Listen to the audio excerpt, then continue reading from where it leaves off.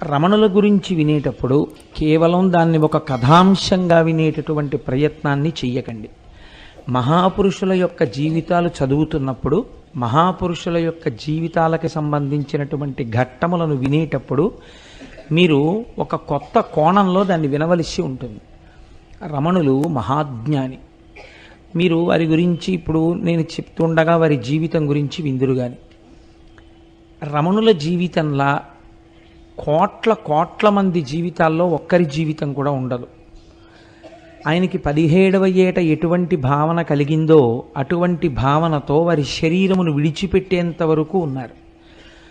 ఒక జ్ఞాని గురించి విని మీరు పరవశం పొందాలి. జ్ఞాని చేసినటువంటి బోధని మీరు పట్టించుకోవాలి తప్ప రమణ మహర్షి గురించి మీరు విని, రమణ మహర్షి గురించి చదువుకుని మీరు రమణ మహర్షిలా ఉందామని అనుకుంటే బాగా జ్ఞాపకం పెట్టుకోండి, జీవితం పాడైపోతుంది. అలా చేయరాదు. నేను ఎందుకు ఈ మాట ముందు చెప్తున్నానంటే చాలామంది జీవితాలు ఇలాగే అయోమయం చేసుకుంటారు. మహాపురుషులను మీరు అనుకరించరాదు.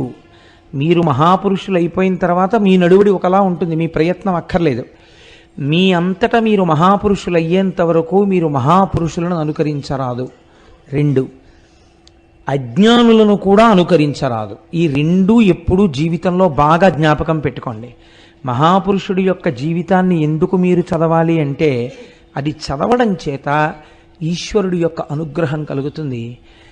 ఒక జ్ఞాని యొక్క జీవితంలో ఉండే అవస్థలను భగవంతుడు చెప్పినటువంటి భగవద్గీతాది విషయములు ఎలా సమన్వయం జరుగుతాయో, ఎంత ఆశ్చర్యకరమైనటువంటి రీతిలో ఆ జీవితాలు ఉంటాయో అర్థం చేసుకోవడం కోసం మాత్రమే మీరు దాన్ని సమన్వయం చెయ్యాలి తప్ప రమణుల గురించి ఇవాళ విని రేపు మనం కూడా రమణుల్లో అయిపోదాము అనేటటువంటి ప్రయత్నాన్ని ఏ ఒక్క విషయమునందు చేయరాదు.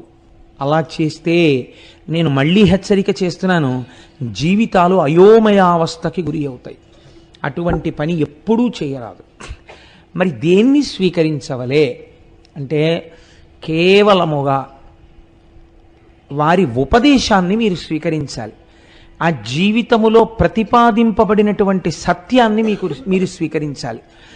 వారి జీవితంలో ఆ దశలను గమనిస్తున్నప్పుడు ఒక జ్ఞాని ఎంత గొప్పగా ఉంటాడు అన్నదాన్ని మీరు గమనించాలి తప్ప మీరు ఇమిటేట్ చేసే ప్రయత్నం చేశారనుకోండి, చాలా లేనిపోని ఇబ్బందులు వస్తాయి. అది మాత్రం బాగా దృష్టిలో పెట్టుకోండి. ఎందుకంటే నేను ఈ మాట ఇంత బాగా నొక్కి చెప్పవలసిన అవసరం ఎందుకు ఏర్పడుతోందంటే సమాజంలో ఒక అయోమయ అవస్థ నెలకొని ఉంది. ఇప్పుడు గభాలన ఎవరో పెద్దల గురించి చదవడం, ఎక్స్టెంపోర్ అంటారు చూసారా ఇంగ్లీష్లో, చాలా ఆవేశపూరితంగా మనం కూడా అలా ఉండవచ్చు అనేటటువంటి ఒక నిర్ణయానికి వచ్చేయడం కొంచెం ఎక్కువగా కనపడుతుంది. ఆ పోకడ అలా ఉండకూడదు.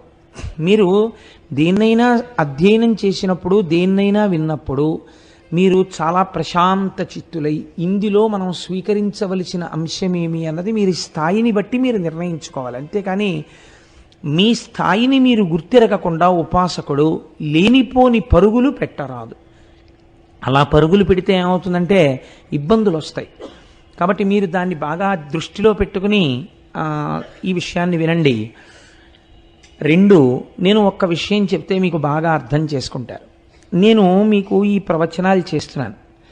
నేను ఇన్ని ప్రవచనాలు చేస్తుండగా ఒకవేళ నా కూతురికి జ్వరం వచ్చిందనుకోండి, జ్వరం వచ్చి అది ఇంట్లో 100 జ్వరం 101 డిగ్రీలు జ్వరం వచ్చి పడుకుందనుకోండి, నేను ఇవాళ ఉపన్యాసం చెప్పడానికి ఎంత సంతోషంతో వచ్చానో నా కూతురు 101 డిగ్రీల జ్వరంతో పడుకుని ఉండగా నేను ఏమీ పట్టించుకోకుండా ఇది కేవలముగా పిల్లకి వస్తే వస్తుంది జ్వరం, దీని గురించి బాధ ఏమిటి అని నడిచి వచ్చేయవచ్చా?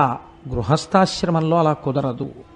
నువ్వు గృహస్థుగా ఉన్నంతకాలం నువ్వు వారి గురించి పట్టించుకోవలసిన బాధ్యత కూడా నీకుంది. నీ బాధ్యతని నువ్వు నిర్వర్తిస్తూ తామరాకు మీద నీటి బొట్టులా ఉండాలి. అంతేకాని గృహస్థు వేరొక ఆశ్రమంలో ఉన్న వాళ్ళని మీరు అనుకరించరాదు. మీరు ఏ ఆశ్రమంలో ఉన్నారో ఆ ఆశ్రమానికి తగినట్టు మాత్రమే మీ జీవితం ఉండాలి. గృహస్థులా బతకాలి, బ్రహ్మచారి బ్రహ్మచారిలా బతకాలి. ఎవరి ఆశ్రమమో వారిదే. ఆ ఆశ్రమ నియమం తప్పి గృహస్థు బ్రహ్మచారిలా బతికినా, బ్రహ్మచారి గృహస్థులా బతికినా, లేదా బ్రహ్మచారి గృహస్థు కలిసి వేరొక ఆశ్రమంలా బతికినా అది చాలా అసహ్యకరంగా ఉంటుంది. అలా ఎప్పుడూ చేయరాదు. ఏ ఆశ్రమంలో ఉండవలసిన వాళ్ళు ఆ ఆశ్రమంలో ఉన్నట్టే కనపడాలి. లేనిపోని వైరాగ్య ప్రకటనలు, లేనిపోనటువంటివి తెచ్చి ఒంటి మీద వేసుకుని ప్రవర్తిస్తే అది మీ ఉపాసన యొక్క లూజ్ అంటారు చూసారా, లూజ్ ఇన్ ది సెన్స్ వేలాడుతున్నటువంటి స్థితిని చూపిస్తుంది కానీ పరిపక్వతను సూచించదు. అది ఎప్పుడు జ్ఞాపకంలో పెట్టుకుని ఉపాసనని సిద్ధింప చేసుకోవాలి.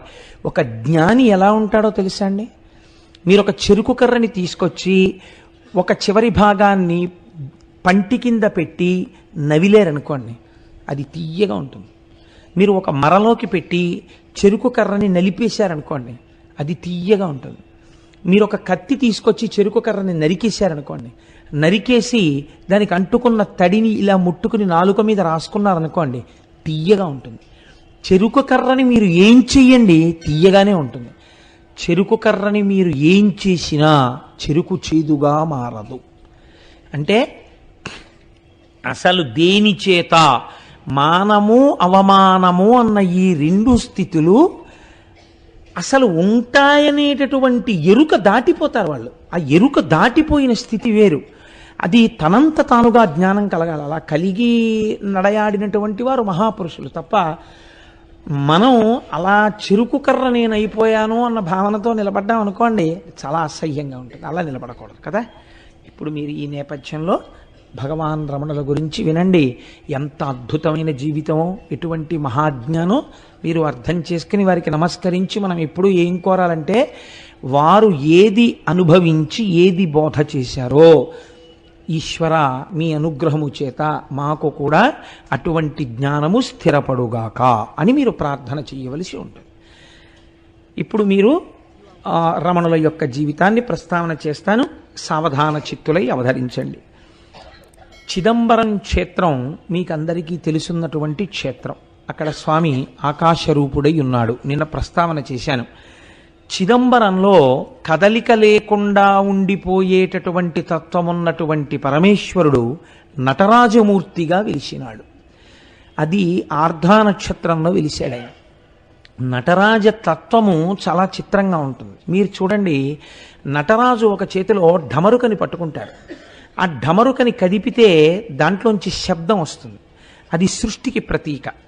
నవ్వుతూ ఉంటుంది ముఖం, అది స్థితికి ప్రతీక. ఒక చేతిలో అగ్నిహోత్రం ఉంటుంది, అది లయకి ప్రతీక.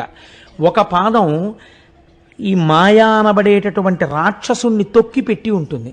ఒక పాదం ఇలా పైకి లేచి ఉంటుంది. అంటే బ్రహ్మమును పొందడానికి ప్రయత్నించు అని చెప్తుంటుంది.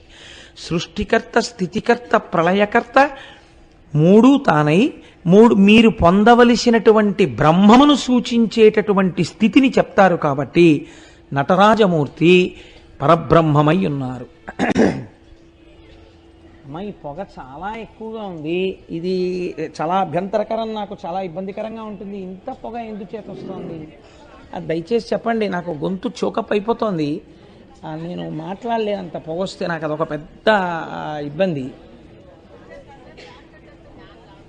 అది ఎందుచేత వస్తుందో, చాలా పొగ వచ్చేస్తోంది, గొంతు చోకప్ అయిపోతుంది ఫాస్ట్గా. నాకు ఉన్న ఇబ్బంది. అంత థిక్ సెంటెడ్ స్మెల్ నేను చూడలేను. అది నాకు పడదు కంఠానికి. లోపల నాస్ట్రిల్స్ అన్నీ మండిపోతుంటాయి.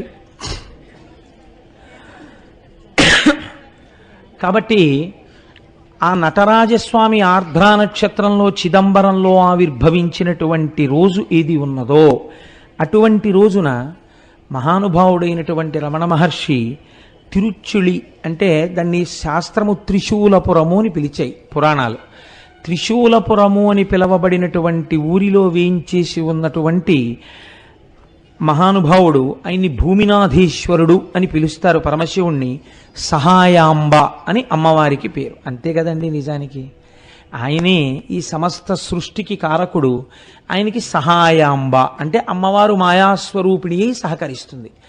కాబట్టి భూమినాథేశ్వరుడు, సహాయాంబ అనేటటువంటి పేర్లతో వెలిసినటువంటి ఆ తిరుచులి గ్రామంలో సుందరయ్యర్ అనబడేటటువంటి ఒక బ్రాహ్మణుడు, ఆయన పరాశర గోత్రీకుడు, పరమ భక్తి తత్పరత కలిగినటువంటి వాడు. ఆయన భార్య పేరు అళగమ్మ గారు.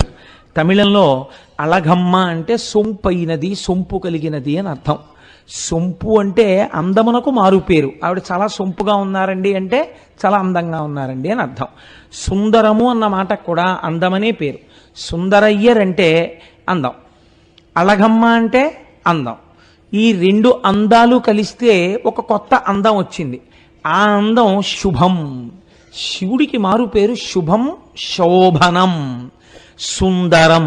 ఈశ్వరుడికి కూడా ఆ మీనాక్షి అమ్మవారి యొక్క భర్తగా ఉన్నటువంటి పరమేశ్వరుడికి సుందరేశ్వరుడు అని పేరు. ఆయన సుందరుడే. కాబట్టి సుందర్ అయ్యర్కి, అళగమ్మ గారికి జన్మించినటువంటి సంతానమే 3వ సంతానము భగవాన్ రమణ మహర్షి.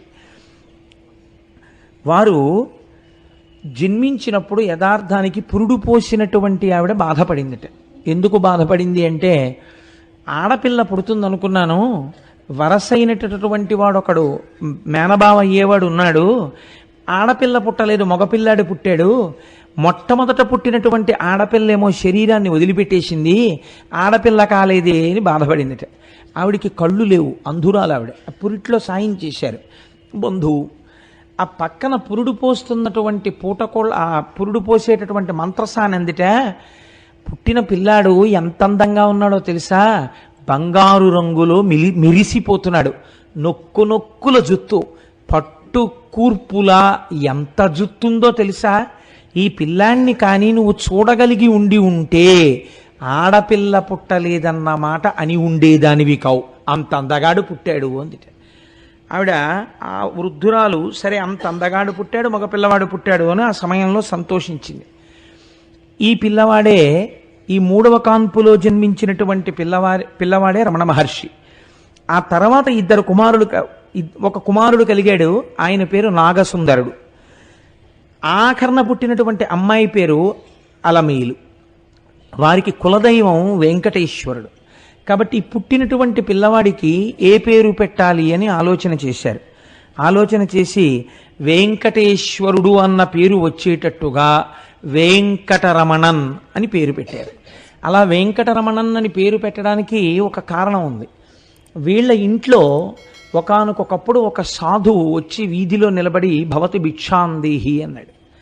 అంటే ఎప్పుడో వాళ్ళ పూర్వం జరిగినటువంటి కథ ఇది. వాళ్ళు అన్నారు, ఏమయ్యా నీకు భిక్ష కావలసి వచ్చిందా, భిక్ష వెయ్యం పొమ్మన్నారు. అంటే ఆయన అన్నాడు గుమ్మం ముందు నిలబడి, నేను భిక్షకి వచ్చి మీ ఇంటి ముందు నిలబడిన పరివ్రాజకుడను ఇంత చులకన చేసి మాట్లాడారు కనుక ప్రతి తరంలో ఒకడు మీ ఇంట్లో సన్యసిస్తాడు అని వెళ్ళిపోయారు.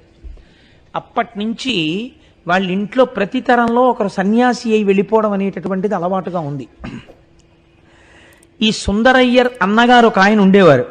ఆయన కూడా మహాభక్తుడు. 18 సంవత్సరాలు మాత్రమే వారు మామూలుగా సాంసారికమైనటువంటి జీవనమునందుండి సుఖములను అనుభవించారు. 18వ సంవత్సరం రాగానే వెంకటేశ్వర అయ్యర్ వారి పేరు, వారు సన్యసించి చిదంబరం వెళ్ళి కూర్చున్నారు. ఆయన ఏం చేసేవారోటో తెలుసా అండి, చిదంబరం కొండకి ఎవరైనా ప్రదక్షిణం చేసి రాగానే వారి చెప్పులు అడుగు పుచ్చుకొని ఆ చెప్పులు తుడుస్తూ ఉండేవారు. ఆయన చిదంబరం కొండకి ప్రదక్షిణం చేశారు అని. రమణ మహర్షి యొక్క తండ్రి గారైన సుందరేశ్వర అయ్యర్ తన అన్నగారు జ్ఞాపకానికి వచ్చి ఆయన పేరు కూడా కలుపుకున్నట్టుంటుంది అని చెప్పి వెంకటరమణన్ అనబడేటటువంటి పేరు రమణ మహర్షికి ఉంచారు. వారు భవిష్యత్తులో వారే భగవాన్ శ్రీ రమణ మహర్షి అని పిలువబడ్డారు. ఈయన చిన్నతనంలో ఏకసంతాగ్రాహి. ఈ పిల్లవాడు కొంచెం పెరిగి పెద్దవాడు అవుతున్నాడు. 8వ ఏట ఉపనయనం చేశారు తండ్రి గారు. ఇంగ్లీష్ చదువు నేర్పించాలనేటటువంటి ఉద్దేశ్యంతో తమ్ముడు ఉన్నాడు సుందరేశ్వర అయ్యర్ గారికి. ఆయన పేరు సుబ్బ అయ్యర్ అంటారు. ఆ సుబ్బ అయ్యర్ అనబడేటటువంటి ఆయన దిండిగల్లో ఉద్యోగం చేస్తున్నారు. అక్కడ ఇంగ్లీష్ మీడియం స్కూల్స్ ఉన్నాయి.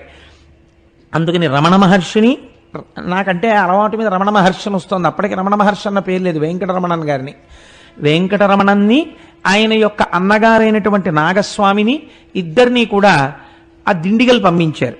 పంపిస్తే అక్కడ ఇంగ్లీష్ మీడియం స్కూల్స్లో చదువుకునేవారు. చిన్నతనంలో ఈ వెంకటరమణన్ చాలా ఆశ్చర్యకరమైనటువంటి జీవితం. ఎందుచేత అంటే ఈయన ఎటువంటి నిద్రపోయేవారంటేట, అసలు ఆ నిద్రపోతుంటే గుద్దేసినా సరే ఆయనకి తెలిసేది కాదు. చిత్రం ఏమిటంటే, ఒకసారి వాళ్ళ ఇంట్లో సుబ్బయ్యర్ గారి ఇంట్లో కొడుకు పుట్టినరోజు అవుతోంది. చీకటి పడిపోయింది, 7 అలా అయింది టైము. ఒక్కసారి మేము గుళ్ళోకి వెళ్ళి నమస్కారం చేసుకొస్తాం, నువ్వు చదువుకుంటున్నావు కదా చదువుకుంటుండు అని చెప్పి అన్నం పెట్టేసి వాళ్ళ పిన్నమ్మ గారు, బాబాయ్ గారు, వెంకటరమణన్ యొక్క అన్నగారైనటువంటి నాగస్వామి, ఇతర కుటుంబ సభ్యులందరూ పక్కనున్న దేవాలయంలోకి వెళ్ళారు మధురలో. ఈయన్ని ఆ దిండిగల్లో దీపం తగ్గించుకుని పడుకోమన్నారు. నువ్వు చదువుకుంటూ ఉండు అన్నారు. ఈయన చదువుకుని కొంతసేపు అయిపోయిన తర్వాత నిద్ర వస్తోందని చెప్పి దీపం తగ్గించి నిద్రపోయారు. వాళ్ళు దేవాలయంలో దర్శనం చేసుకుని తిరిగి వచ్చారు. తలుపులు కొట్టారు, పెద్ద పెద్ద చప్పుళ్ళు చేశారు, అందరూ కలిసి అరిచారు, కేకలేశారు. ఊరంతా పోగొడిపోయింది. ఈయన మాత్రం నిద్ర లేవలేదు. ఇప్పుడు లోపలున్న పిల్లవాడికి ఏదో ప్రమాదం జరిగి ఉంటుంది అని ఆలోచించి ఈ అన్నగారైనటువంటి నాగస్వామి గోడ దూకి లోపలికి వెళ్ళాడు. గోడ దూకి లోపలికి వెళ్ళి తలుపులు తాళం తీశారు. బయట నుంచి తాళం తీసేటటువంటి స్థితిలో ఉన్న తాళం కప్పది. అదృష్టవశాత్తు ఊళ్ళో ఉన్న ఎవరి తాళం చెవో సరిపోయింది. తాళం తీసి అందరూ లోపలికి వెళ్ళారు. చిత్రం ఏమిటంటే, నిద్రపోతున్న వెంకటరమణన్ని ఇంతమంది కలిసి గుద్దేశారు, ఇంతమంది కలిసి పొడిచారు, మీదెక్కి తొక్కారు. ఆయన లేవలేదు. ఆయన తర్వాత ఎప్పుడో లేచారు. లేచి ఏమిటి మీరు ఇంతమంది ఉన్నారు ఇంట్లో అని అడిగారు. అడిగితే, ఇంతమంది ఉండడం ఏమిట్రా, ప్రారంధం ఇదేం నిద్ర రా, అసలు ఇంత ముద్దు నిద్ర ఏమిట్రా నీకని అడిగారు. ఆయన చిన్నతనంలో ఆటలాడుకునేటటువంటి రోజుల్లో మంచి క్రీడా ప్రావీణ్యం ఉన్నవారు. అందరూ ఆయన చేతిలో ఓడిపోయేవారట. ఈ ఓడిపోయిన వారు ఆయన మీద కక్ష ఎలా తీర్చుకోవాలి అని ఆయన నిద్రపోతున్నప్పుడు లేపి 2 భుజాల కింద చేతులేసి నడిపించి తీసుకుపోయేవారు. తీసుకుపోయి ఆ వైఘానది ఒడ్డున పడుకోబెట్టి కావలసినంత కుమ్మేసేవారు ఈయన నిద్రలో. ఎందుకంటే ఆయన లేచి ఉంటే కొట్టడం కష్టం. అందుకని నిద్రపోతున్నప్పుడు ఆయన్ని కుమ్మేసి వెళ్ళిపోయేవారు. ఆయన హాయిగా అలాగే పడుకుని లేచి వచ్చేసేవారు. అసలు అది చాలా అసాధారణమైనటువంటి నిద్ర. అటువంటి నిద్ర అలవాటు కలిగినటువంటి వ్యక్తి వెంకటరమణన్. ఈయన అప్పుడప్పుడు తర్వాత బాబాయ్ గారికి మధుర వెళ్ళినప్పుడు, మధుర ట్రాన్స్ఫర్ అయింది, ఆ మధురలో చదువుకుంటుండేవారు. చదువుకునే రోజుల్లో ఈయన అప్పుడప్పుడు మాత్రమే వెళ్ళారు మీనాక్షి అమ్మవారి దేవాలయానికి. వెళ్ళారో దర్శనం చేసుకుని వచ్చేస్తుండేవారు. ఆయనకి మధుర వెళ్ళినటువంటి రోజులలో ఉన్న అలవాటు ఏమిటంటే, రాత్రి 10 అవగానే ఇంట్లో అందరూ నిద్రపోతుండగా ఓ తలగడా పెట్టి దాని మీద దుప్పటి వేసేసి అందరూ నిద్రపోయారన్న తర్వాత గోడ దూకి బయటికి వెళ్ళిపోయి, ఈయన వెళ్ళిపోతూ ఇంకో పిల్లాడున్న ఇంటి గోడ మీద ఓ రాయి పెట్టేవారు. ఆ పిల్లవాడు కూడా ఇలాగే తలగడా పెట్టి గోడ దూకేసి, ఇంటి గోడ మీద రాయి ఉందంటే వెంకటరమణన్ ఆడడానికి నది ఒడ్డుకి వెళ్ళాడనమాట. ఈ రాయి చూడగానే పిల్లలందరూ గోడలు దూకి అక్కడికి చేరేవారు. తెల్లవారుజామున 3 గంటల వరకు ఆడేవారు నది ఒడ్డున. 3 గంటలకు వచ్చి గోడలు దూకి మళ్ళీ లోపలికి వెళ్ళి తలగడాలు తీసేసి పడుకుని నిద్రపోయేవారు. నేను వీటిని ఎందుకు మీకు చెప్తున్నానో తెలుసా అండి? భగవాన్ రమణులు అనగానే మనం ఏమనుకుంటాం? అయ్య బాబోయ్ ఎలా ఉంటుందో ప్రారంభం అనుకుంటాం. మీరు సామాన్యమైనటువంటి వ్యక్తి యొక్క జీవనము ఎలా ఉంటుందో అంతకన్నా కూడా చాలా దుడుగు స్వభావముతో కూడినటువంటి జీవితమే ప్రారంభం. రమణ మహర్షికి ఆయనతో కలిసి ఆడుకున్న వాళ్ళల్లో రంగాచారి గారిని ఒక ఆయన ఉండేవారు. ఆయన ఒకానొకప్పుడు భగవాన్ రమణులు మహాజ్ఞానం అయిపోయిన తర్వాత వెళ్ళి సాష్టాంగ నమస్కారం చేసి అడిగారు, నువ్వు వెళ్ళిపోతూ ఎందుకు చెప్పలేదు ఆ రోజున అని అడిగారు. నాకు తెలుసా వెళ్ళిపోతున్నట్టు అని అడిగారు ఆయన. కాబట్టి ఇటువంటి స్థితిలో ఆయన ఆటలు పాటలు ఇవి సాగుతూ ఉండేవి. చాలా చిత్రమైన విషయం ఏం జరిగిందంటే, భగవంతుడి యొక్క అనుగ్రహం కాలంలో ఎక్కడో వస్తుంది. ఇప్పటి వరకు వారు చదువుకున్నది ఏమైనా ఉందా? ఓ ప్రస్థానత్రయమో, గురువు దగ్గరికి వెళ్ళి భాష్యాలు చెప్పుకోవడమో, లేకపోతే పౌరాణిక సాహిత్యం చదవడమో ఏమైనా ఉందా అంటే ఆయనకేం తెలియదు, ఆయన ఏం చదవలేదు, ఆయనే చెప్పారు. ఒకానొక రోజున మాత్రం ఒక చిత్రమైనటువంటి విషయం జరిగింది. ఈయన మధురలో గుడివైపుకు వెడుతుండగా అటువైపు నుంచి ఒక బంధువు వస్తున్నారు. పెద్దవారు కదా అని, అయ్యా బాగున్నారా, ఎక్కడి నుంచి వస్తున్నారు అని అడిగారు. నేను అరుణాచలం నుంచి వస్తున్నాను అని ఆయన అన్నారు. అరుణాచలం నుంచి వస్తున్నాను అన్న మాట వినపడగానే ఈయన ఆగిపోయి, అరుణాచలమా, దీనితో నాకేదో సంబంధం ఉంది అని అనిపించింది ఆయనకి. అరుణాచలం ఎక్కడుంది అని అడిగారు. అరుణాచలం తెలియదా, తిరువణ్ణామలై అంటారు కదా అని ఆయన వెళ్ళిపోయారు. అప్పటి నుంచి వెంకటరమణన్ యందు చిన్న మార్పు రావడం ప్రారంభమైంది. ఈశ్వరుడి పట్ల భక్తి పెరగడం ప్రారంభమైంది. ఇంతలో వాళ్ళ తండ్రి గారు శరీరం వదిలిపెట్టేశారు.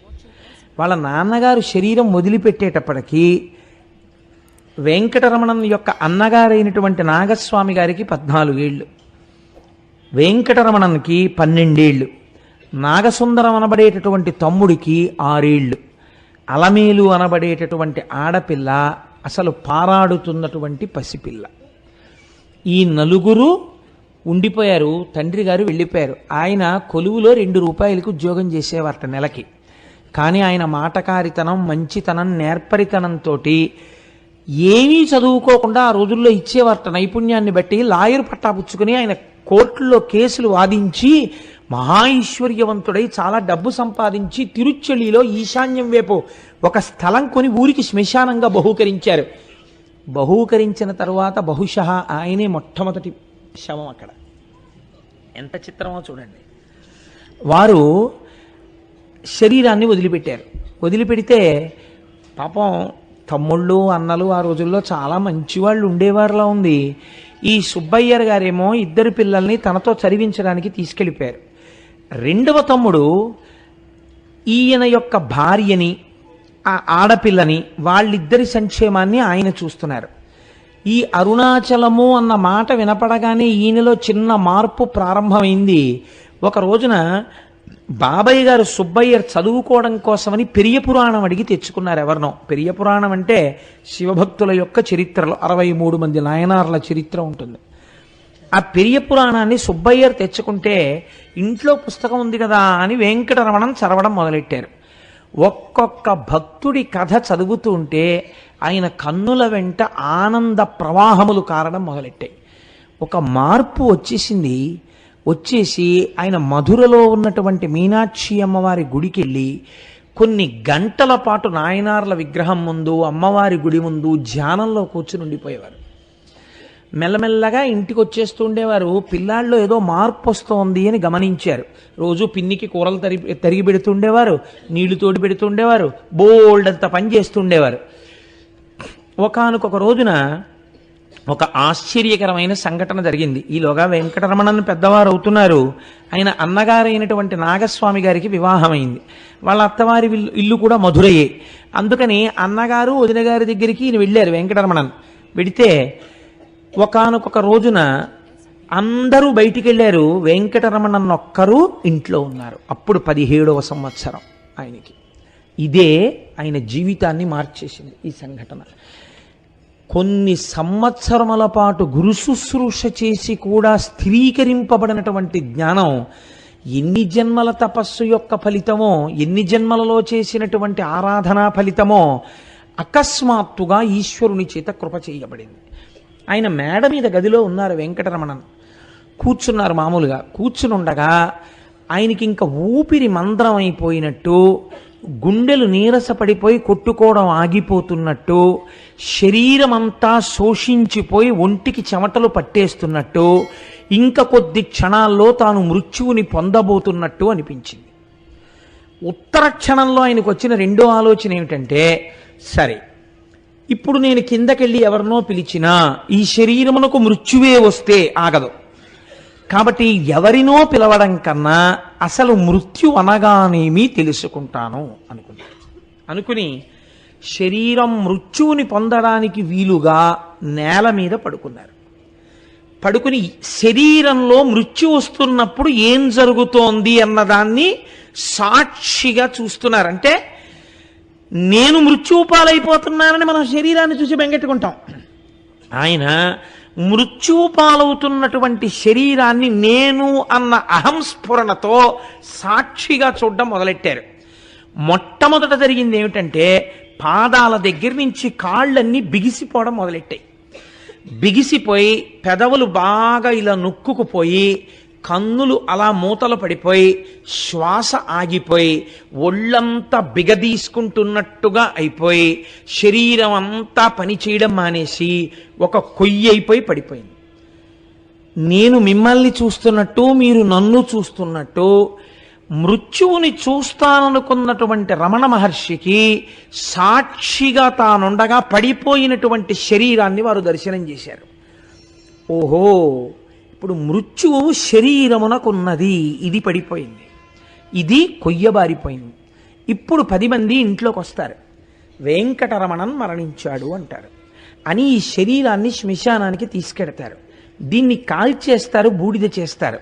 కానీ ఏది సాక్షిగా చూస్తోందో అది కాలదు, అది తడవదు, అది ముక్కలు చేయబడదు, అది ఆత్మ, అది సాక్షి, దీనికి మృత్యువు లేదు. కాబట్టి యథార్థ స్వరూపము నేను ఆత్మ, ఇది నా చేత ధరింపబడిన దేహము, కాబట్టి ఇది నేను కాదు. ఆయనకి స్పష్టంగా అర్థమైంది. నేను మీకు చెప్పగలిగానో లేదో కానీ ఉత్తర క్షణం ఆ శరీరంలో కదలిక వచ్చింది. ఆయన మళ్ళీ లేచి కూర్చున్నారు. కానీ శరీరం నుంచి విడిపోయినప్పుడు ఏ సుఖాన్ని పొందారో, సాక్షిగా ఉన్నప్పుడు ఏ ఆనందాన్ని పొందారో ఆ ఆనందం కోసమని వెంపర్లాట మొదలైంది. ఇప్పుడు తాను ధ్యానం చెయ్యాలన్న తాపత్రయం ఎక్కువైపోయింది. తను వెంకటరమణన్ కూరలు తరుగు అంటే కూరలు తరిగినా, నీళ్లు తోడినా, నేను వెంకటరమణన్ అనుకుని శరీరం వంక చూసుకున్న ఒంట్లో మంటలు పుట్టినట్టు అనిపించేది. కాబట్టి ఎప్పటికప్పుడు అవకాశం దొరికితే యంత్రం తిరిగినట్టుగా తిరుగుతుండేవారు, ఏమీ మాట్లాడేవారు కాదు. అవకాశం దొరికితే కూర్చుండిపోయి అంతర్ముఖులైపోయి తాను సాక్షిగా ఉంటూ అన్నీ చూస్తుండేవారు. ఇది అలవాటు పడిపోయింది. ఇది అలవాటు పడిపోతే ఒకరోజు మెల్లిమెల్లిగా ఈయన మీద దాడి ప్రారంభమైంది. చదువు మానేశాడు, సంధ్య మానేశాడు, ఓ పుస్తకం ముట్టుకోవడం మానేశాడు. పూర్వంలా ఉత్సాహం లేదు, ఆటలు లేవు, పాటలు లేవు, ఏమీ లేదు. ఎప్పుడు ఏమిటో ఇలా కూర్చుంటాడు. ఎలా ఉండవలసిన వాళ్ళు అలా ఉండాలి, అంటే పిల్లాడంటే చదువుకోవాలి, అంతేగాని ఈ అంతర్ముఖుడైపోయినట్టుగా కూర్చోవడం ఏమిటి అని ఇంట్లో వాళ్ళందరూ దూషిస్తూ ఉండేవారు. ఇలాంటి వాళ్ళకి ఇళ్ళెందుకు, వాకిళ్ళెందుకు, ఎక్కడికో పోయి ముక్కు మూసుకుని తపస్సు చేసుకోవాలి, అరణ్యాలకు పోవాలి అంటుండేవారు. ఆయన అన్నీ సహిస్తూ ఉండేవారు, ధ్యానం చేస్తూ ఉండేవారు. ఒక రోజున అన్నగారు మేడ మీద తిరుగుతున్నారు. ఈయన ఒక పుస్తకాన్ని తీసుకుని ఎదురుగుండా కూర్చుని చదువుదామని పుస్తకం విప్పి ఇలా చూశారు. అక్షరాలు కనపడుతున్నాయి కానీ శరీరంలో మంటలు వస్తున్నాయి. ఆయన వెంటనే పద్మాసనం వేసుకుని ధ్యానం చేసుకోవడం మొదలెట్టారు. ఇది అన్నగారు గమనించారు. నేను ఇతపూర్వమే నీకు చెప్పి ఉన్నాను, ఇంత చెప్పినా కూడా నీలో ఏ మార్పు కనపట్లేదు, ఇలా చేసేవాడికి ఇల్లెందుకు అని అడిగారు. అంతే, అంతకుముందు అనలేదా అండి? ఒక మార్పుకి ఏది కారణమవుతుందో మీరు చెప్పలేరు. ఇలా చేసేవాడికి ఇల్లెందుకు, ఈ మాట వినపడగానే ఆయన అనుకున్నారు, నిజమే, నేను ఇమడలేను, వాళ్ళకి సుఖం లేదు, నేను కోరుకుంటున్నది ఏది కోరుకుంటున్నానో దాన్ని నా తండ్రి అయిన అరుణాచలేశ్వరుడి సన్నిధానంలో పొందాలి నేను, కాబట్టి నేను నా తండ్రి దగ్గరికి వెళ్ళిపోతాను అనుకున్నారు. అంతే, పుస్తకం మూసి లేచి నిలబడ్డారు. లేచి నిలబడితే అన్నగారు అన్నారు, ఎక్కడికి వెడుతున్నావు అన్నారు. ఇప్పుడు 12 అయింది, మాకు ఇవాళ విద్యుత్ శక్తి మీద ఒక స్పెషల్ క్లాస్ ఉంది స్కూల్లో, దానికి వెడుతున్నాను అన్నారు. అంటే అబద్ధమే చెప్పారు ఆయన చెప్పారు, ఆయనే స్వయంగా చెప్పుకున్నారు. అంటే అన్నగారు అన్నారు, కింద పెట్టెలో 5 రూపాయలు ఉన్నాయి, నువ్వు ఆ 5 రూపాయలు తీసుకుని మీ వదిన అన్నం పెడుతుంది తినేసి నా కాలేజీ ఫీజు నీ స్కూల్కి దగ్గర కాబట్టి ఆ 5 రూపాయలు ఫీజు కట్టేయి అన్నారు. ఓహో, ఈశ్వరుడు నేను తిరువన్నామలై చేరడానికి కావలసిన డబ్బుని కూడా ఏర్పాటు చేశాడు అనుకున్నారు.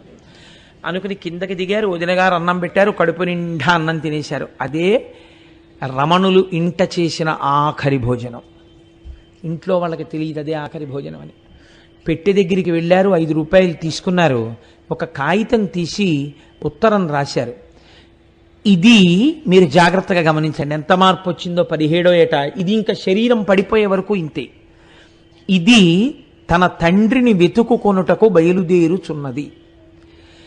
దీనిని గూర్చి మీరు ధన వ్యయము చేయవద్దు, వెతకవద్దు, నీ కాలేజీ రుసుము చెల్లింపబడలేదు, రూపాయలు మాత్రము తీసుకొనబడినవి, 2 రూపాయలు విడిచివేయబడినవి, ఇట్లు సంతకం లేదు. అంటే నామరూపాలు ఏమిటి? ఇంకా నామం లేదు, రూపం లేదు, ఆత్మ సర్వగతం, దానికి పేరే ఉంది, అందుకని ఆయన పేరు రాయలేదు. ఇది బయలుదేరినది. ఇది అంటే శరీరం వెడుతోంది, శరీరం అరుణాచలం చేరుతోంది. కాబట్టి శరీరం నేను కాదు, నేను సాక్షిని. అందుకని నేనన్న మాట ఆయన లేఖలో వాడలేదు. ఆయన బయలుదేరారు. స్టేషన్కి వెళ్ళేసరికి తిరువన్నామలై వైపు వెళ్ళవలసినటువంటి ట్రైన్ ఆశ్చర్యకరంగా ఆ రోజున ఆలస్యంగా వచ్చింది. ఇది ఈశ్వరాజ్ఞ అనుకున్నారు. ఆయనకి తెలియదు అప్పుడు కాట్పాడి తిరువన్నామలై లైన్ ఓపెన్ అయిందని. తెలియక అక్కడి నుంచి తిండివనం వెళ్ళడం కోసమని టికెట్ కొనుక్కున్నారు. టికెట్ కొనుక్కుని ట్రైన్ ఎక్కి కూర్చుని ధ్యానం చేస్తూ కూర్చున్నారు. ఈశ్వరుడు అడుగడుగున ఆయన్ని వెళ్ళవలసిన మార్గం చూపించేశాడు. ఒక మౌల్వి ఆ పెట్టెలో ఎదురుగుండా కూర్చుని అందరికీ భగవత్కథలు చెప్తున్నాడు. ఆయన అన్నాడు, చిన్న స్వామి ఇందాకడి నుంచి చూస్తున్నాను ధ్యానంలో ఉన్నారు, మీరు ఎక్కడికి బయలుదేరినట్టు అన్నాడు. తిరువన్నామలై అన్నారు. మరి ఈ ట్రైన్ ఎక్కి ఎక్కడికి ఎడతారు అన్నారు.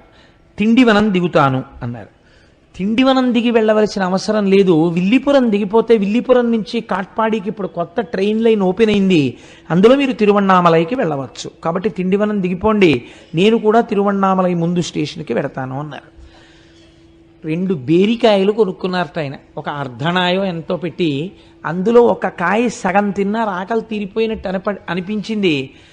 ఒక వ్యాఖ్యానంలో అయితే రాశారు, 3 పూటలా అన్నం తిని చిరుతిళ్ళు తినే వ్యక్తికి ఆ ధ్యానంలోకి వెళ్ళిపోయిన తర్వాత కేవలముగా ఒక బేరికాయలో సగం తింటే ఆకలి తీరిపోయి ఆయన విల్లిపురంలో దిగిపోయారు. మరునాడు తెల్లవారుజామున తప్ప ట్రైన్ లేదు. ధ్యానమగ్నుడై కూర్చున్నారు. తెల్లవారింది, రైలు వచ్చింది. ఆ రైలు ఎక్కారు. రైల్లో పూర్తిగా టికెట్ కొనుక్కోవడానికి కావలసినంత డబ్బు లేదు, 3 రూపాయలే కదా ఆయన తెచ్చుకున్నారు. అందుకని మాంబలం పట్టు అనబడేటటువంటి స్టేషన్లో దిగిపోయి అక్కడి నుంచి తిరువన్నామలైకి నడిచి వెళ్ళిపోదామని చెప్పి కొన్ని కిలోమీటర్ల దూరం నడిచారు. నడిచి నల్లూరు అనబడేటటువంటి ఊరు చేరుకున్నారు. అక్కడే జ్ఞాన సంబంధర్కి కొండ మీద ఉన్నటువంటి పరమేశ్వరుడు జ్యోతి రూపంలో సాక్షాత్కరించాడు. ఆ గుళ్ళోకి వెళ్ళి చీకట్లో కూర్చుని ధ్యానం చేస్తున్నారు. వారికి అక్కడ జ్యోతి దర్శనమైంది. ఈలోగా అర్చకుడు వచ్చాడు, పూజ చేశాడు, ప్రసాదాలు నైవేద్యం పెట్టాడు. పెట్టిన తరువాత ఈయన నాకు ఆకలిగా ఉంది, కొద్దిగా ప్రసాదం పెడతారా అని అడిగాడు. చీకట్లో ఎక్కడో లోపల కూర్చున్నావు, బయటికి రా, నీకు పెట్టడానికి ఇక్కడ ప్రసాదాలు ఎవరు వండి సిద్ధం చేయలేదు అన్నాడు అర్చకుడు. ఆయన ఏమీ అనలేదు. పోనీ ఆకలేస్తోంది, తినడానికి ఏమైనా ఎక్కడైనా దొరుకుతుందా అని అడిగారు. అడిగితే ఇక్కడి నుంచి కీలూరు అనబడేటటువంటి ఊరు ఒక 2-3 కిలోమీటర్లు వెడతాం, అక్కడ మళ్ళీ దేవాలయంలో అర్చన జరుగుతుంది, అక్కడ ప్రసాదంలో మీకు ఏమైనా పెడతారేమో, పోనీ మాతో రండి అని వాద్యగాండ్రు బ్రాహ్మణుల వెనకాతలు వెళ్ళిపోతున్నారు. ఈయన కూడా నడిచి వెళ్ళిపోయారు. అడుగు తీసి అడుగు వేసే ఓపిక లేదు, పిల్లవాడు తిన్నది లేదు పాపం.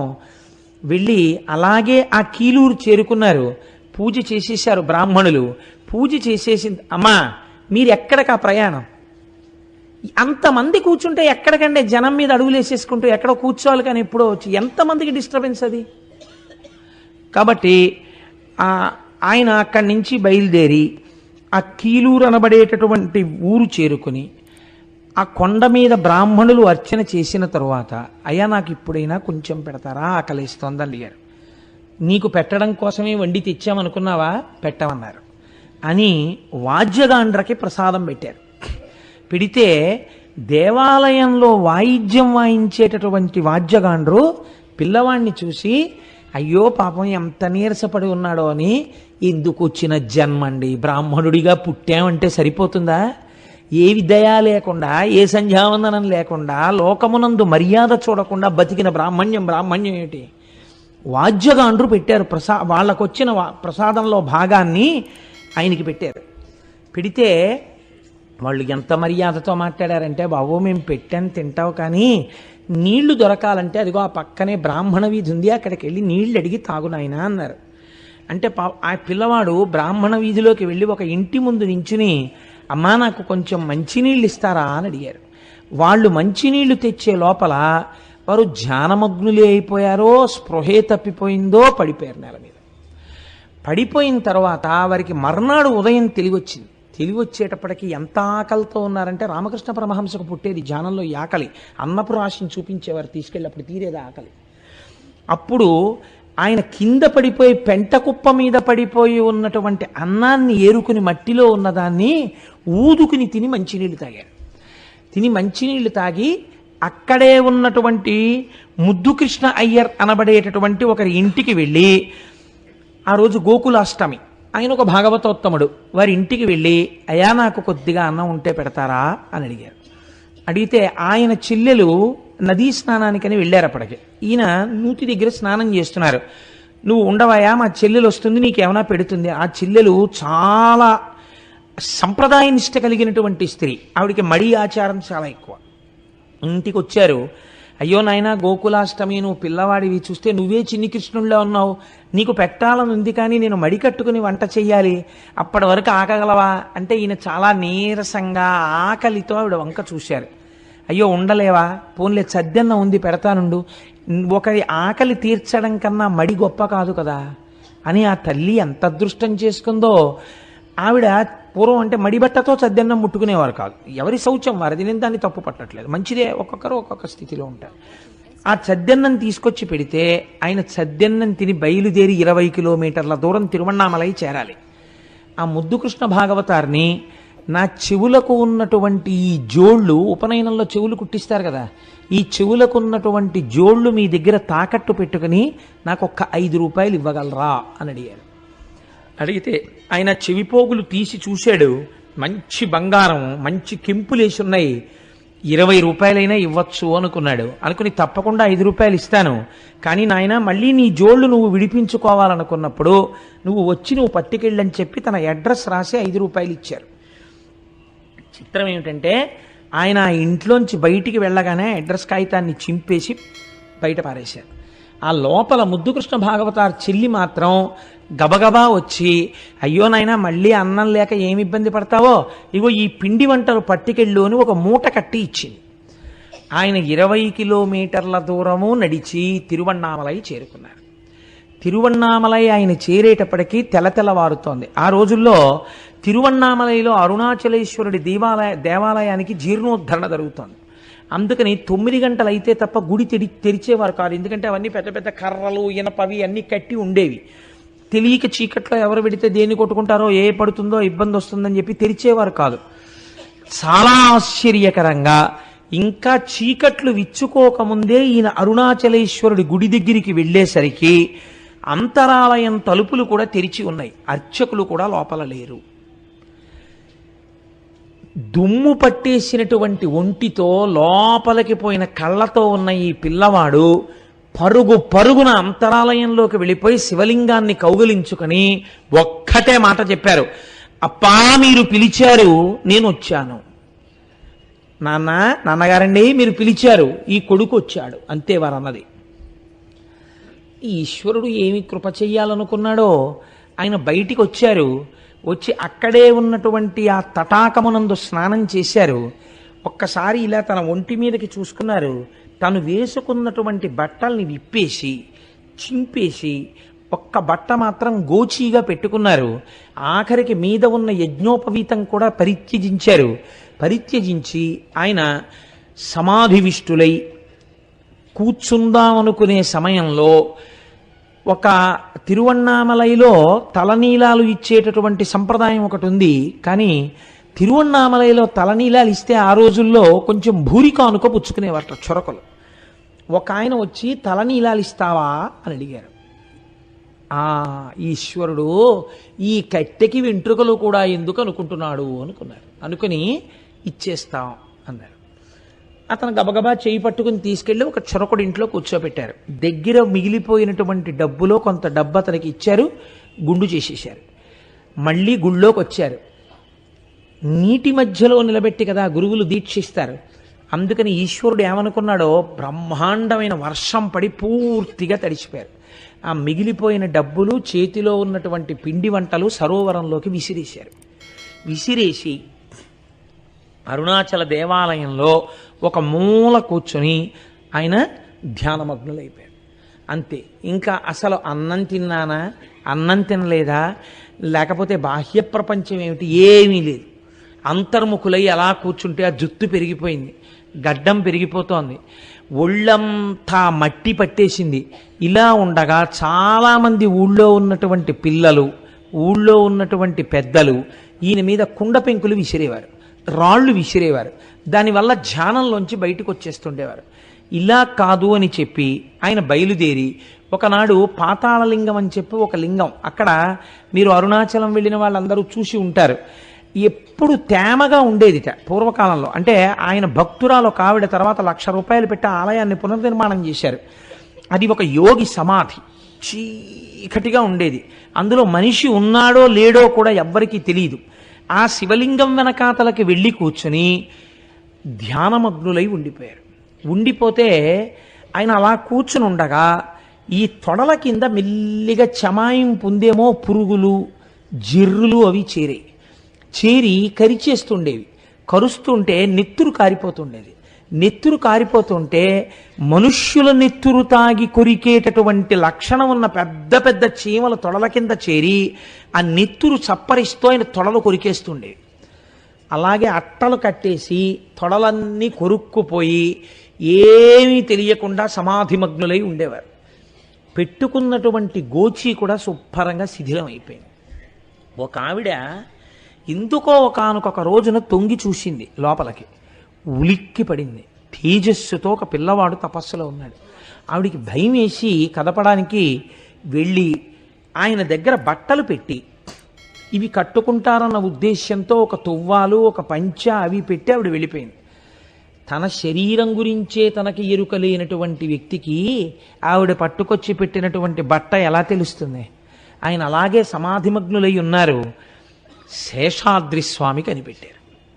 కనిపెట్టి ఒక రోజున శేషాద్రి స్వామి కూడా బ్రహ్మజ్ఞాని, కంచికామకోటి కంచిలో ఉన్నటువంటి అమ్మవారి అనుగ్రహం పొందినవారు. ఆయన వెడుతున్న పిల్లలు వెనకాతలపడి రాళ్ళు విసురుతుండేవారు.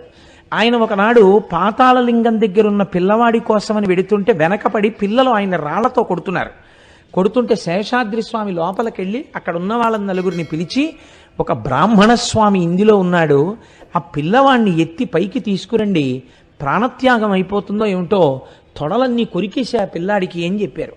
ఆయన ఒక బ్రహ్మజ్ఞాని కాబట్టి గుర్తుపట్టారు. అప్పుడు ఒక నలుగురు వచ్చి ఈయన్ని కదిపితే ఈయన కదలలేదు. ఈయన ధ్యానమగ్నుడై అలాగే ఉండిపోయారు. ఉండిపోతే ఈయన్ని అలాగే ఎత్తి తీసుకొచ్చేటప్పటికీ మీరు నిజంగా కొన్ని వ్యాఖ్యానాలు చూస్తుంటే ఒళ్ళు జలధరిస్తుందండి. ఆయన్ని ఎత్తి తీసుకొస్తున్నప్పుడు ఈ కిందంతా నెత్తుటి అట్టలు, పురుగులు తింటూ అలా తీసుకొచ్చి కూర్చోబెడితే ఆయన ఒకసారి బహిర్ముఖులై దేవాలయంలో శివలింగానికి అభిషేకం చేసినప్పుడు ముందు పసుపు నీళ్లతో చేసేస్తారు, విభూతితో చేసేస్తారు, పాలు చేసేస్తారు, పంచదార చేసేస్తారు. అన్నీ చేసేస్తే ఇవన్నీ కలిసి పక్కనున్న సోమసూత్రంలోంచి అభిషేక కుండంలో పడిపోతాయి. ఒక్కొక్కళ్ళ మన ప్రవృత్తి ఎలా ఉంటుందో చూడండి. ఈయన ఎప్పుడైనా బహిర్ముఖులైతే అర్చకులు అన్నీ కలిసిపోయినటువంటి ఆఖరికి పోసేసినటువంటి సెంటు లవండరు కూడా కలిసిపోయేది. ఆ పాలో గ్లాసులు అక్కడ పెట్టేవారు.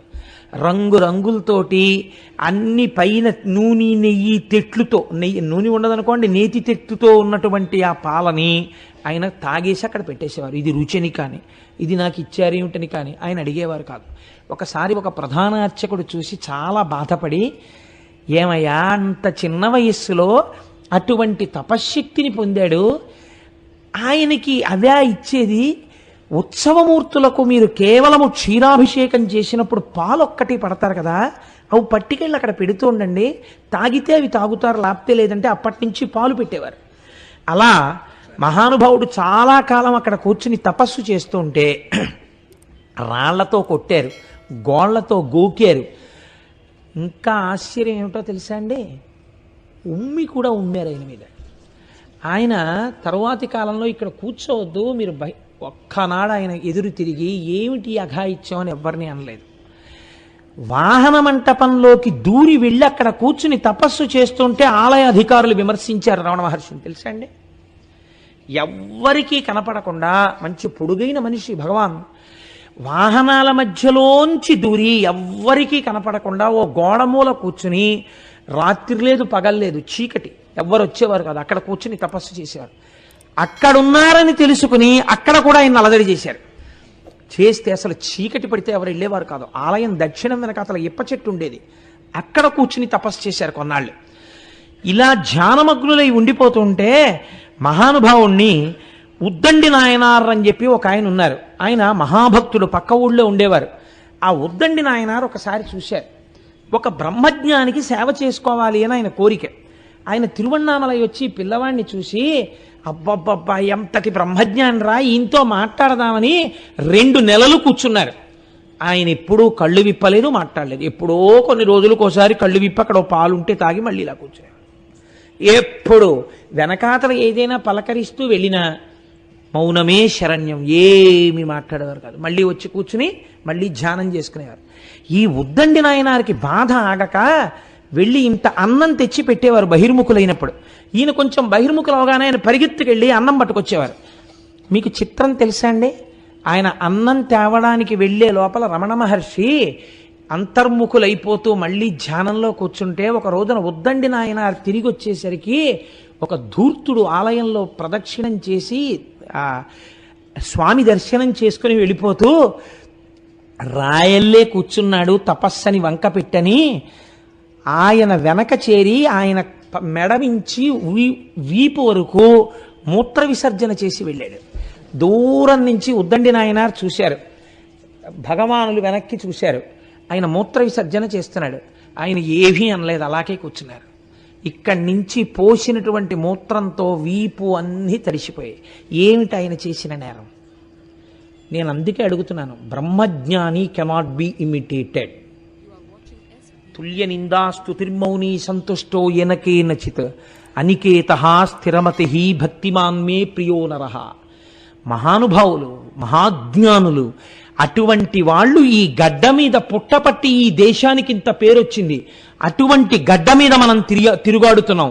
అటువంటి వారి ఫోటో ఒకటి ఇంట్లో లేకపోతే, అటువంటి వారి గురించి పుస్తకం ఇంట్లో లేకపోతే, అటువంటి వారి గురించి బిడ్డలకి చెప్పుకోవడం మీకు చేత కాకపోతే, ఒక్కసారి తిరువణ్ణామలై వెళ్ళకపోతే, ఏ సోఫాలో మహానుభావుడు పడుకున్నాడో అది మీరు చూపించకపోతే పిల్లలకి, మీరు తండ్రిగా విఫలమైపోయినట్టే జీవితంలో కదండి. ఎంత పవిత్రమూర్తి అండి మహానుభావుడు. ఆయనకి ఆ ఉద్దండి నాయనారికి కళ్ళ నీళ్ళు ఆగలేదు.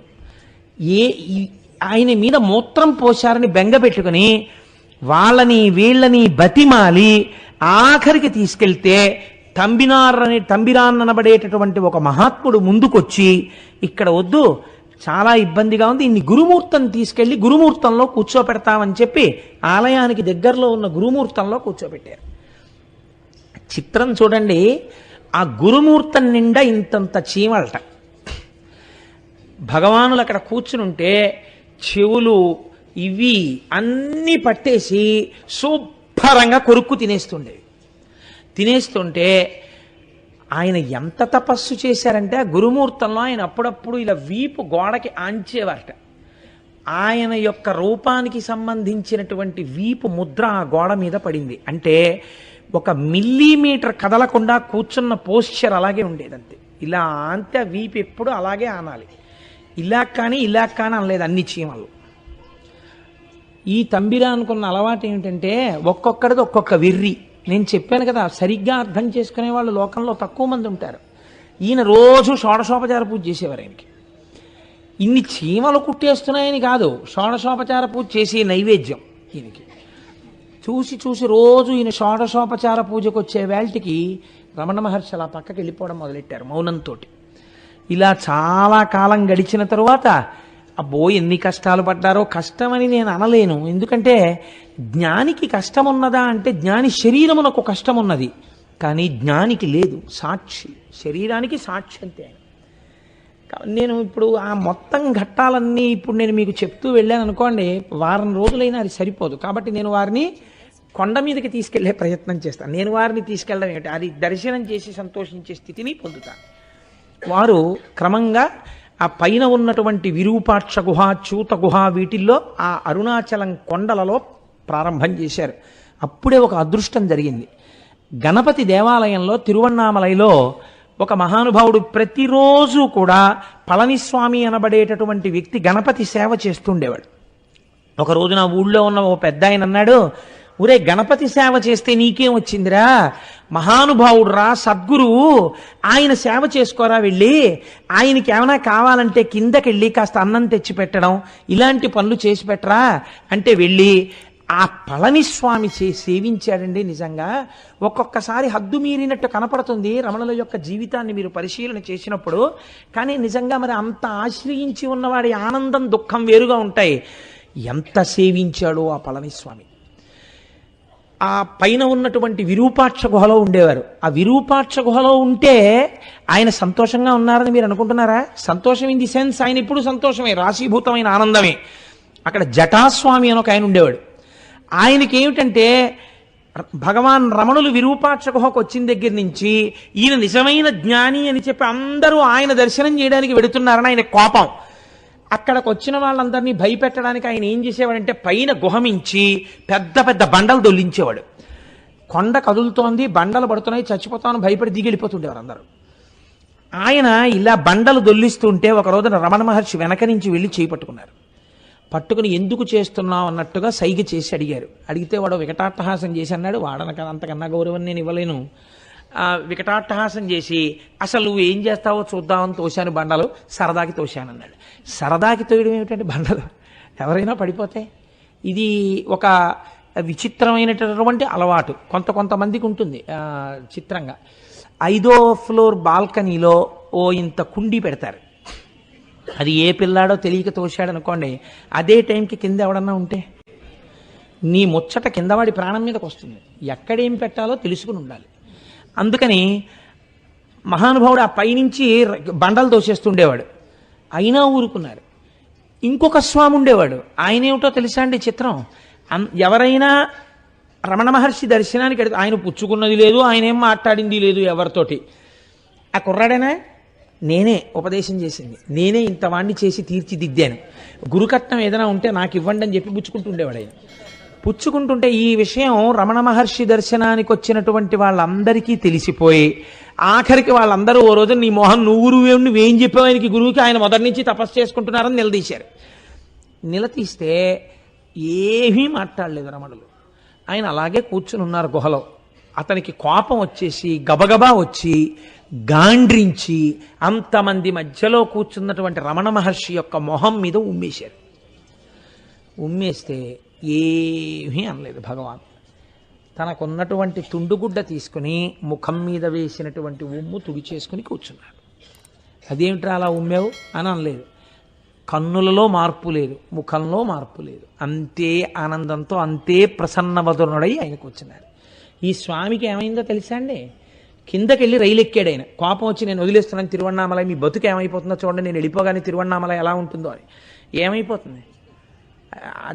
కొంతమంది చేసే పనులకి ఆ ధూర్తతనానికి అర్థం ఉండదు. అందుకని ఈ ఊరు ఏమైపోతుందో చూడండి అని ఆయన రైలు ఎక్కాడు. రైలు ఎక్కితే ఎదురుగుండా ఏదో నవయవ్వనంలో ఉన్నటువంటి కొత్తగా పెళ్ళైన దంపతులు కూర్చుని ఉన్నారు.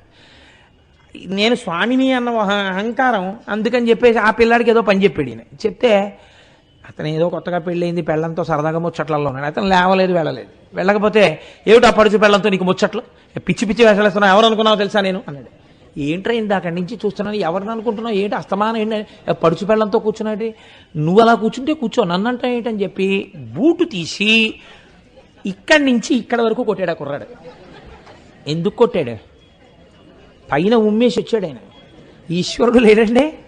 మహాత్ముల జోలికి వెడితే సజ్జఫలితం వస్తుంది. ఎన్ని జరిగాయో ఇలాగా. మళ్ళీ కొన్నాళ్ళు పోయాక వచ్చాడు ఆయన.